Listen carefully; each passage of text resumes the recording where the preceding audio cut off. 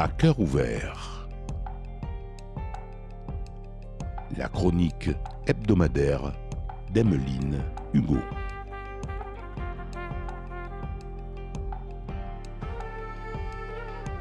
Salut les amis!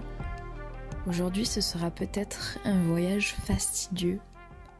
Je ne vais pas vous parler joyeux. Pourtant, je sais à quel point c'est présent dans les maisons. C'est dans la tête de certaines personnes. Et c'est partout dans le monde. Voici une histoire qui a quelques années. Alors que la part de moi la plus juste essayait de me remonter à la surface, à temps, battant les vagues du néant, me noyant lourdement, essayant de respirer et d'embrasser la vie telle qu'elle était. La part de moi la plus perdue était simplement, désespérément en train de lâcher prise, une fois de plus, ne comprenant pas, ne me permettant pas d'être sauvée, ni retrouvée enfin. À nouveau, je plongeais dans la solitude, profondément, rapidement, aveuglément. Je l'acceptais et elle m'acceptait. C'est là le piège. Je croyais dur comme fer à ma solitude. Je deviens étrangère à moi-même. Et c'était très bien comme ça, car j'étais aussi une étrangère au reste du monde. Une âme perdue, sans but, errant sur cette terre et ne sachant où aller. C'est du moins ce que ma solitude me racontait. Mon intérieur était en feu, sur le chemin allant à l'explosion. Mon cœur sur le fil de l'autodestruction. Ma gorge agonisant de tous les cris qui tentaient de s'en échapper. Mes poumons brûlants ne trouvant plus d'air. Mes yeux saignant des larmes d'acide. Mes oreilles éclatant sous la pression. Mes doigts se brisant sous mon poids. Cette douleur qui vient de mon intérieur, parce que je ne me sens pas comprise et parce que je ne me comprends pas moi-même. La solitude face au monde et la solitude face à moi-même. Mais une fois que cela devient clair et que ma force intérieure est définitivement oubliée, en train de pourrir quelque part où je sens que je ne pourrai plus jamais la trouver, alors seulement à ce moment-là peuvent prendre place le genre de sentiments que je ne pensais jamais ressentir. Pas moi, jamais. Le genre de pensée que je me retrouvais à embrasser secrètement, très rapidement, parce que c'était étonnamment facile, étonnamment soulageant. Ce n'est pas de la peine, ce n'est pas de la félicité, mais quelque chose entre les deux, qui me permet d'être enfin en paix avec moi-même, d'une manière sombre et biaisée. Ce n'est même pas le spleen ni l'euphorie. Ce n'est pas de la mélancolie, ce n'est pas de la sérénité, mais un peu les deux à la fois. Je ne pense pas qu'il y ait un mot pour cela. Peut-être dans un autre langage, pas dans celui-là. Je me surprends à adresser un sourire à la mort et à la laisser traverser mon esprit d'une manière que je n'aurais jamais pensé pouvoir, ni même osé imaginer. Et ça va bien, c'est acceptable, c'est une option, la mort en option. Bien sûr, je blesserai peut-être certaines personnes, mais pas tant que ça après tout, je me sens si seule. C'est qu'il n'y en a pas tant que ça. Et puis, c'est mon choix après tout. Pourtant, ma vie semble géniale pour le premier observateur arrivé, hein. Et c'est à ce moment-là que je peux sombrer dans le premier trou noir qui croise mes pas. Tous mes besoins sont comblés, sauf un. Et ça y est, j'ai envie de me tuer. J'ai plus de sens, Je veux du sens. Pourquoi rien ne fait sens? C'est quoi le dicton? Plus on est intelligent, plus on est malheureux? Quelle décadence! En arriver à un point de civilisation humaine où je ne sais tellement pas quoi faire de moi-même, parce que le système est réglé pour tout prévoir pour moi et ma vie à ma place, que je n'ai donc plus qu'à déprimer cérébralement et physiquement par manque de stimulation et de créativité. Et je n'ai comme choix soit de quitter le navire sans rien dire, soit d'en chier toute seule dans le noir pour un temps indéterminé, jusqu'à trouver un potentiel interrupteur. Bref, du coup je peux rester coincée ici avec moi-même, et je peux me retrouver encore plus coupable et pitoyable, me juger, me flageller d'être consciente de tous mes privilèges. Je n'ai pas peur de la mort, vous l'aurez compris maintenant. J'ai perdu des gens, et je me perdais presque tous les 6 mois, 1 an.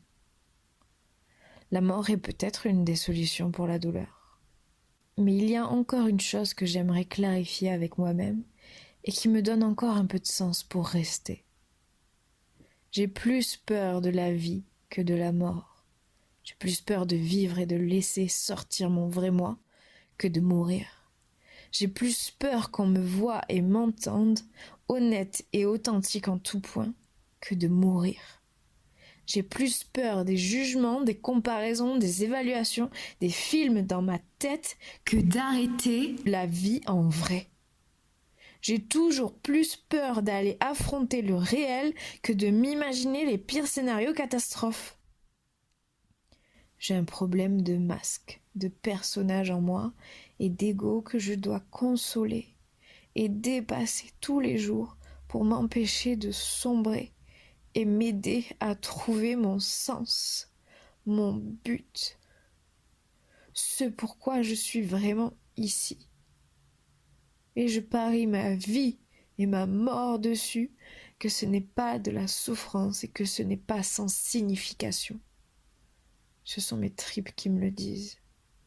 Et autant qu'elles me racontent avec force de la souffrance guidée par mon intelligence et mon cerveau, elles me racontent aussi que c'est pas ça la vérité, qu'il me manque un élément, un truc que j'arrive pas encore à voir, ce truc pour lequel je désespère tant, ce goût et cette odeur qui me disent qu'il y a plus encore, que juste ça, ça n'est pas assez, que juste ça, ça n'est pas censé.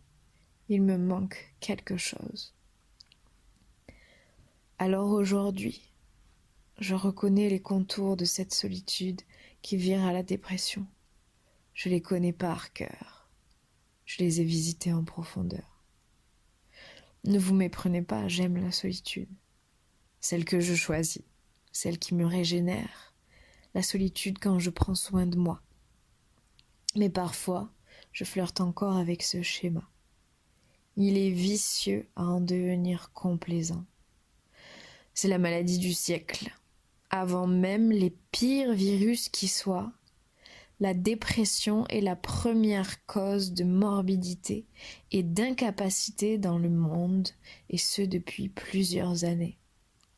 La dépression, c'est cette maladie mentale courante, et toujours de plus en plus courante, qui se caractérise par une tristesse persistante et un manque d'intérêt pour les activités qu'on apprécie normalement faire, accompagné d'une incapacité à mener des activités quotidiennes pendant 14 jours, ou bien plus. Le taux de morbidité, c'est la proportion de personnes atteintes par la maladie dans une population précise. Donc clairement, en cette fin 2020, les plus grands risques sanitaires sont d'ordre de la santé mentale, de toutes les maladies qui découlent des troubles de la dépression et de toutes les nombreuses maladies qui augmentent les risques dépressifs. Dans mon expérience, la dépression une fois démarrée, il n'y a aucun détour, aucun raccourci. Pas la peine de feindre, pas la peine d'esquiver. Ce processus amène au tréfonds de soi-même. Il ne sert à rien que je le nie, ni que je le fuis. Cela ne fait que rallonger le trajet jusqu'à la destination finale. Ces abysses où plus un seul rayon de lumière ne passe, le noir le plus complet et le plus total. Je n'y suis plus qu'un sac de muscles nus posé sur un squelette brinque-ballant. Je découvre mon caractère éphémère dans ce vaste monde. Je ne suis plus qu'une vanité de peinture vivante. Alors au plus vite je m'y abandonne et je l'accueille. Au moins je lutte contre et tente d'y échapper. Au plus vite j'y trouve l'interrupteur, bien que toute vitesse soit relative. Se retrouver vulnérable à ce point avec soi-même, ses proches et les autres, demande énormément de courage, tout le courage du monde. Et il n'existe aucun courage sans vulnérabilité. Oser s'arrêter et se regarder, même quand ça fait mal. Oser rendre les armes et accueillir le noir. Oser demander de l'aide. Oser. Dans mon expérience, le processus de la dépression est lui-même éphémère. Et comme toute chose, il a une fin.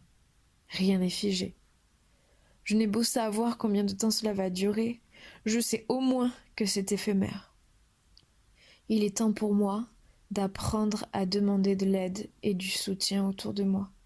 Il est temps pour moi de m'offrir de l'écoute et de l'espace de soins, rien que pour moi.